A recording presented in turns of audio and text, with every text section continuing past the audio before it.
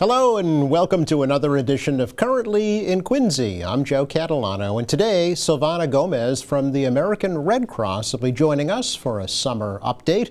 First, though, we take a look at the weather and the news for you. Currently in Quincy, it's beautiful. Brilliant sunshine, 80 degrees right now. Going to be a gorgeous day with mostly sunny skies. Temperatures in the comfortable low 80s. Another windows open night tonight. Clear skies. Lows drop off into the upper 50s. And a picture perfect last weekend of July. Look at tomorrow. It's sunny, it's beautiful, it's 80 degrees, still really nice on Sunday, a little bit cooler. We start to introduce a little bit more humidity on Monday with a few more clouds. Still very pleasant though, with Monday's highs right around 80 degrees. Could be some wet weather by the middle of next week, but until then, it is wall-to-wall sunshine. Again, 80 with sunshine in Quincy right now.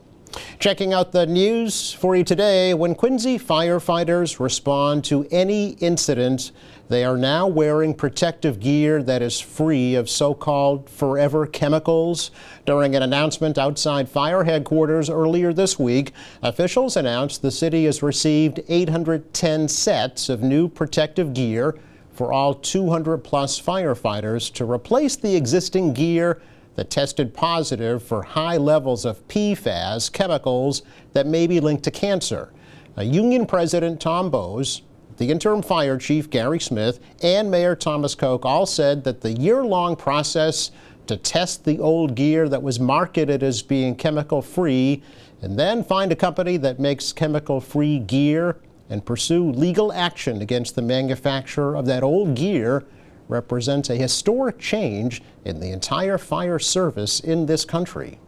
Occupational cancer, that's first and foremost. A lot of our guys are exposed to these chemicals unnecessarily since 2019. They shouldn't have been. That's no fault of the city or us. That's the fault of the companies, and they'll pay dearly. So, but no, it's a big day. It's a big day for the local. As you can see, all these guys wearing their gear. They've been told for the last year, you don't wear your gear unless you're going to a fire. I would like to take this opportunity to thank our residents. I understand where the money comes from, and they have my word that I don't take that lightly. I know I'm responsible for their tax dollars. And normally we would want to buy this in batches, but as I said during the council meetings, this is really an emergency appropriation. We need to replace everything at once. And if other communities are in the same boat as we're in, you have to do it. And your leaders have to understand it, and your councilors or select boards have to understand it. And it's something that you need to do. We need to reduce the risk of cancer in the fire department. That's in the lawyer's hands in two different ways. This can be a class action lawsuit, but we're also working with the Attorney General's office because they have a hook in other ways. We're not going to stop until they're held responsible for what they did. Each firefighter has received 2 sets of heavy-duty gear and a set of lighter gear to wear at non-fire incidents. Now, the new gear is expected to last 10 years. The old gear is being held as evidence in what may become a class action lawsuit. City Council approved borrowing $2.65 million to purchase the new gear, and the city is hoping to recoup at least that cost in a lawsuit. Well, a Quincy man is one of 2 suspects facing charges in connection with an armed home invasion in Easton this week. An alarm summoned police to the home just after midnight Wednesday, where a mother and her 3 children said they believed there was intruders in the house. Both suspects were apprehended after a brief foot pursuit. 25-year-olds Ernst Lacrete from Quincy and LeVar Benson of Dorchester are charged with home invasion, carrying a firearm without a license, and other firearms violations. That loaded 9mm Glock handgun with a high-capacity magazine was recovered from one of the suspects. They pleaded not guilty and were ordered held without bail for a dangerousness hearing next week in Taunton District Courts. Hundreds of veterans from all over New England enjoyed a day out on the water on Wednesday during the Harvey Saltwater Fishing Club's 68th annual Veterans Fishing Expo at the Quincy Yacht Club. Every year, the club hosts the outing for veterans, many of whom are disabled, to enjoy a day of fishing and camaraderie. Organizers Tina Lyons and Kevin Gomez say it's a labor of love for everyone involved. We have 200 volunteers, Yep. and we have approximately 200 vets that will go out today. And they will come back to a catered lunch and whatnot, and it's just such a sight to see. And sometimes we don't know who has a better time, them or us. So it's such a sight to see, and we're just so grateful for what they did for our country. No, it's a lot. I mean, there's so many people put so much into this. I mean, people come from the whole neighborhood, come down here and helps out. Like she just said, that some of these guys, they look forward to this all year long, and it's what it's about. It's about honor and respect, and they deserve all of it because it's just what they deserve. We wouldn't be here today without them. Yeah. So Harvey Saltwater Fishing Club is, we're grateful that we can do this for them. And we're so grateful for all the donations that people give us, whether you're buying a shirt or, the businesses that donate and take the time to do that for us, and all the lobster. Yeah, look at both of them. These guys are donating their money, their time, their fuel. It's a lot. And you get to see the age range of kids. And I got kids that coach football. They're down there helping grab ice. We got some older people. Everyone, whole neighborhood comes out. This is one of our best days. Honestly, everyone shines today. So. And the greatest part of it too is we're generational. So this has all been passed down to us through generations. So we like to keep that going too. The veterans are then treated to a luncheon at the yacht club after their excursion. A fundraiser to support the Fishing Expo was held back in June, and many local businesses also offer their support every year. Hundreds of veterans also now have more information about the benefits and services that are available to them after the annual Veterans Expo that was held at Pageant Field in Quincy recently. Norfolk County Sheriff Pat McDermott helped to sponsor this year's 7th annual Expo. It included free information for veterans, first responders, and their families, live music, food, a job fair, and information about Parkinson's disease were all part of this year's festival. Also sponsored by the Veterans Voice Network, the City of Quincy, Quincy College, the Boston VA, the American Red Cross, and local businesses. Now, the New England Aquarium released 13 more sea turtles off the Cape this week and last week after they received treatment at the Sea Turtle Hospital at the Quincy Shipyard.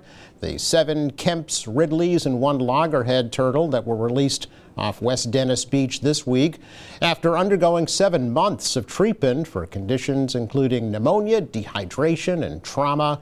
Turtles were among almost 500 that were rescued on Cape Cod beaches this past winter when they became stranded as the ocean cooled.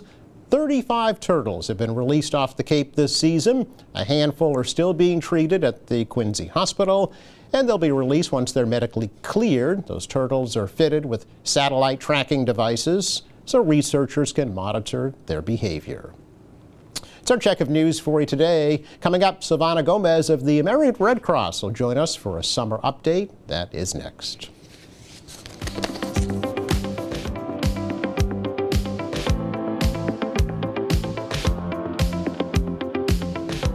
Welcome back. We are so pleased here at Quincy Access Television to continue our longstanding partnership with the American Red Cross. And today we're introducing you to a new face behind the American Red Cross here in the Greater Boston area. Silvana Gomez is joining us, Executive Director, Greater Boston area of the American Red Cross. So great to meet you, Silvana. Thank you very much, Joe. Likewise. Thank you for having us. It's our pleasure. Awesome. It's a worthwhile organization and a great cause. And I know a lot of folks here in Quincy are longtime blood donors. We're going to talk about a blood donation organization coming up here in the city very soon. Yeah. But first, we want to learn about you. Absolutely, yeah. I have been with the American Red Cross for the last month as Executive Director, so it's still very, very fresh. I have been in the Greater Boston area for over 9 years at this point. Wow.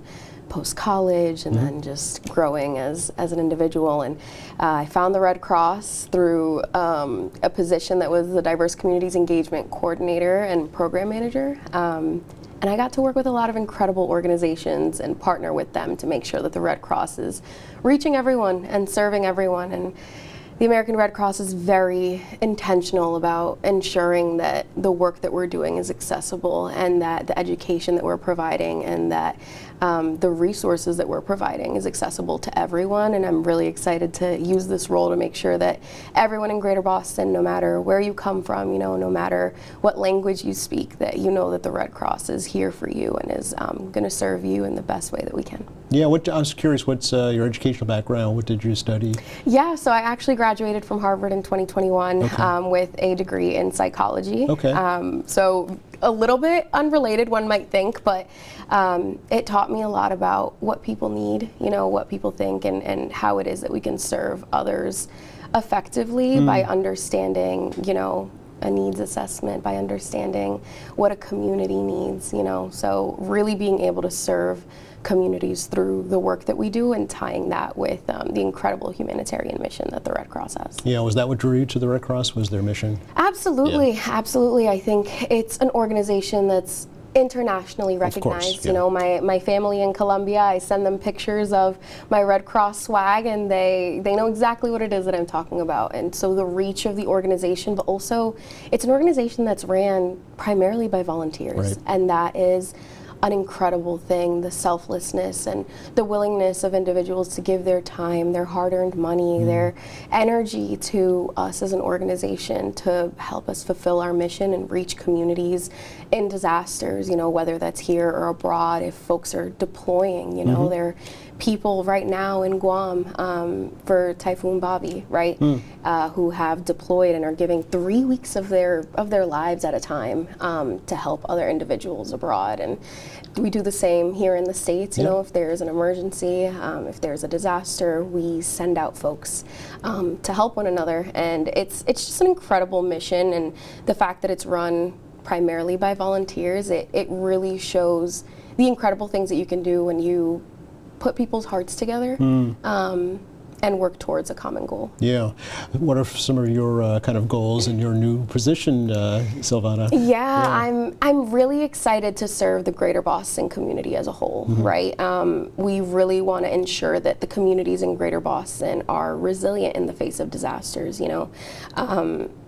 Climate is changing, and things are becoming more extreme, and you know, we see it every day with the extreme heat that we've been experiencing, right? So things are changing, and we really want to make sure that the communities know that we are here to serve them, that the American Red Cross is ready and willing to cater to them, especially after an emergency, and educate them on how to be prepared, you know, in case of a home fire. A home fire is the most common disaster in the state of Massachusetts. Is that right?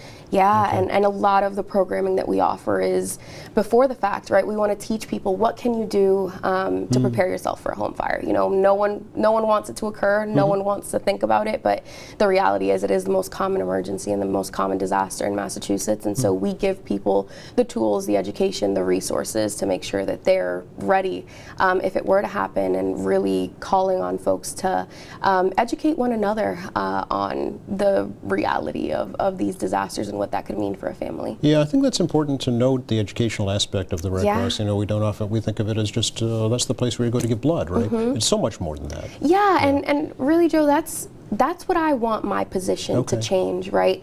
The perspective that folks have about the Red Cross, I want them to understand that we do so much more than blood. You know, we're going to talk a little bit about our blood services today, but we respond in emergencies, right? When there is a home fire, we're going out and talking to folks. What can we do? What have you lost? We often hear the Red Cross is assisting the victims, and it's left at that. Exactly. What are they doing? They're doing a lot, right? We're doing a lot, and even after a disaster, we're still following up with people, seeing what it is that they need, seeing where it is that they have landed and how we can assist them. We do training services, right? We train people and certify people in CPR and first aid, right? A lot of our lifeguards this summer have been certified through the Red Cross, and so I'm really excited to push out messaging about who it is that we are as the American Red Cross and what it is that we do, so that communities know that we are here as a resource, as an ally, as a partner for them in whatever it is that they might need. Great. Well, we're happy to help you with that mission, and we'll continue to do it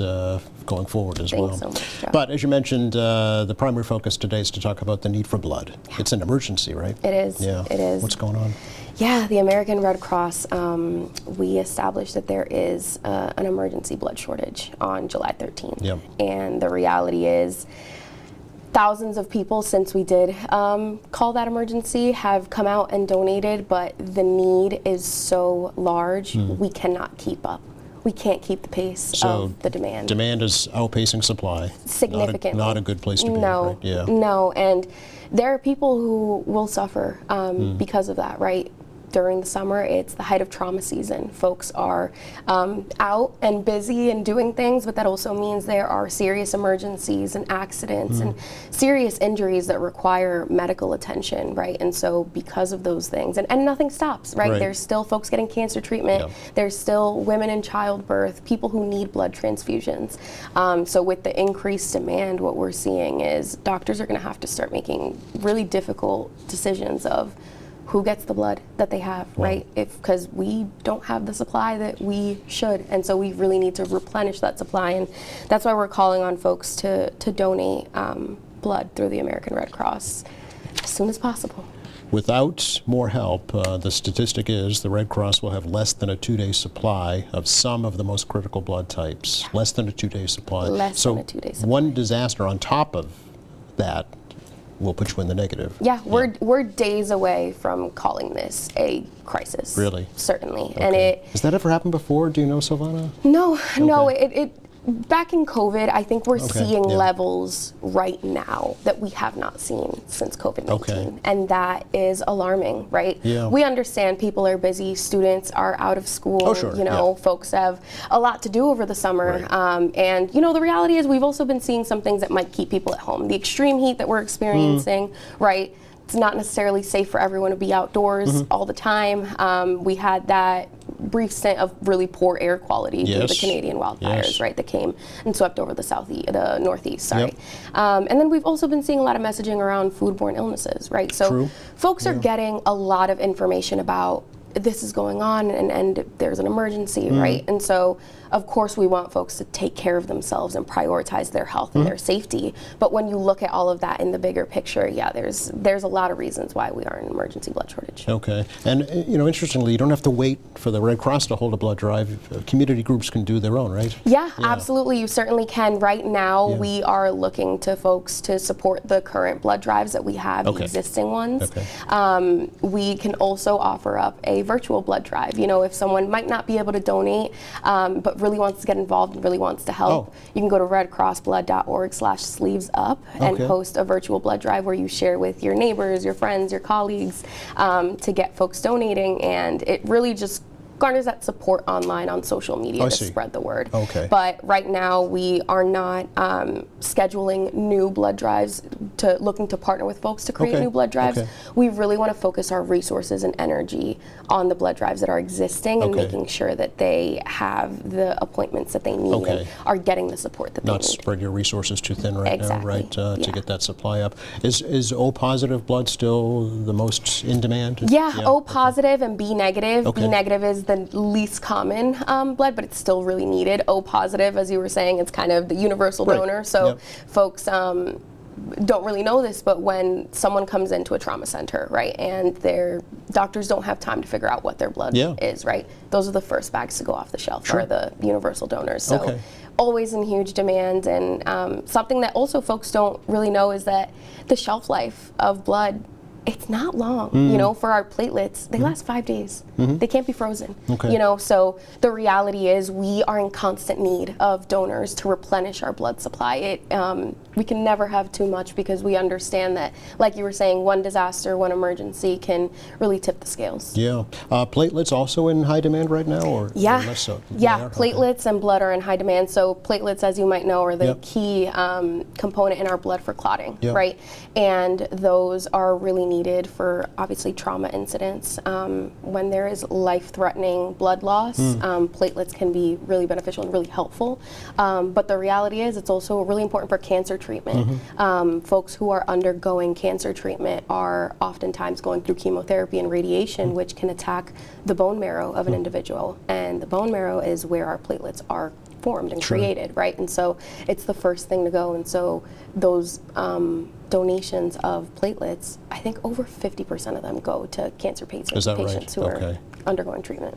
So here's where I ask Silvana, who can donate and how do they do that? Yeah. So we have all of our eligibility online, redcrossblood.org/eligibility. It has all of the specifics about who can donate, when you can donate. But really, we are looking for folks who are healthy, folks who usually are 16 and older. It depends on what it is that you're going to donate, right? It might be different for our Power Red. It might be different for our platelets than it is for our whole blood. So all of those kind of requirements and eligibility requirements are all online.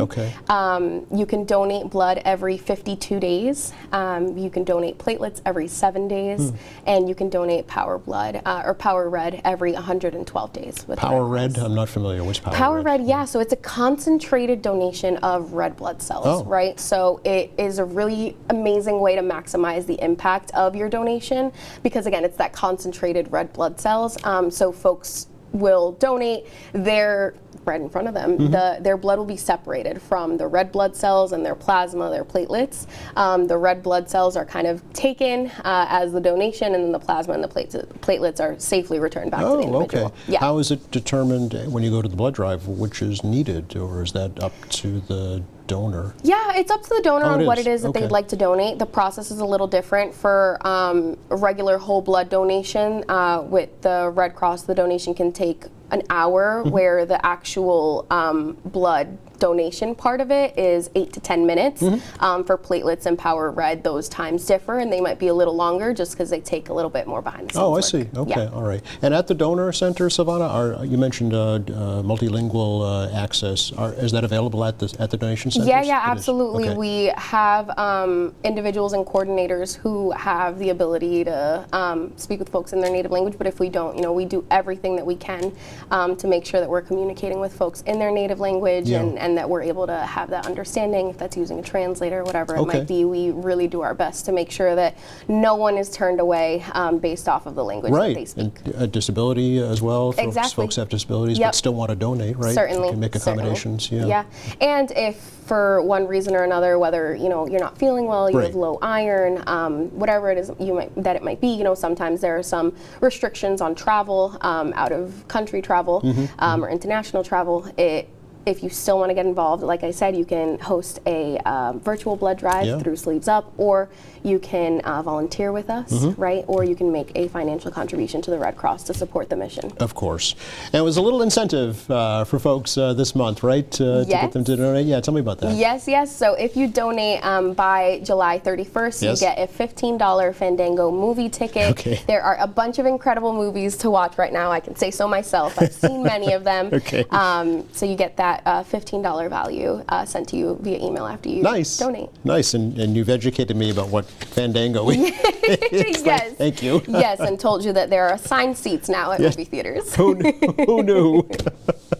And here in Quincy, very soon there will be a blood drive, right? Yeah, there's a blood drive at Sons of Italy this Monday from 1 to 6:30. If you want to sign up, you can go to redcrossblood.org. If you would like to call, you can do 1-800-RED-CROSS.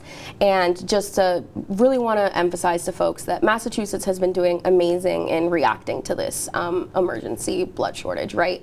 So you might go online and see that there are no appointments available for the next day, but it's really critical for the Red Cross to communicate to individuals that we need to replenish our blood supply, right? And that's going to take longer than a day, longer than a week, longer than a month. And so if you can't get an appointment in the next few days, just be patient, don't get discouraged.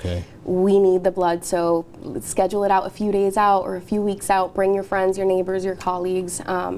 It's an urgent ask. I think the drive you mentioned at the Sons of Italy, it takes place every month here in Quincy for the most part. It does. Yep, we have some of those mobile blood sites that take place on a monthly basis, and all of that you can find on our website and see their schedule. Sure. Do you need an appointment, Silvana? Can you just walk in? You can definitely walk in. We never know what might be going on. Of course, there might be an influx of folks walking in, so we always recommend that folks are making an appointment online or giving them a call. That way you know for a fact that your slot is saved and it maximizes everyone's time to make sure that it doesn't take up too much. Yeah, you don't want folks waiting around, right? Exactly. So you want to make it as smooth as possible. You want them to come back and do it again, right? Certainly. And you have an app.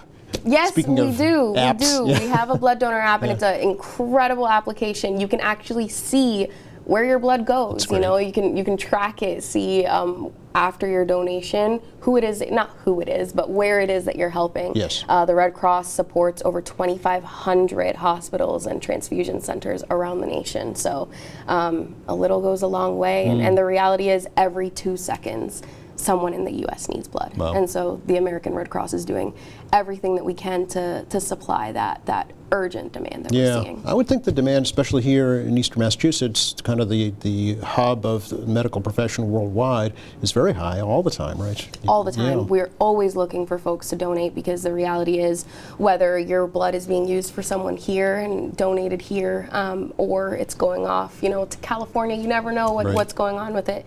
But the reality is it'll save a life, really save a life. Silvana, so great to meet you and talk with you, and good luck in your new role. Thank you, Joe. So Thank you. please It's been come back. Fantastic. Thank you so much for having me. You're very welcome. Check the forecast for you for the rest of the day today. It is just gorgeous, really, with the daytime highs in the low to mid 80s, nighttime lows in the low to mid 50s, and that forecast carries right through this weekend and into early next week as well. Next chance for rain really is not till Tuesday afternoon, Tuesday night, so enjoy. Thanks again to Silvana Gomez for joining us. Thank you, Joe. Thank you to our crew. Thank you for watching. Monday here in the show, we'll feature Bay State Community Services and their Impact Youth Team. See what they're up to this summer. Meantime, you can check our website, qatv.org. You'll find all of our latest programs along with news and information. There's video on demand, live streaming, and a whole lot more. For all of us here at QATV, I'm Joe Catalano. Have a great weekend.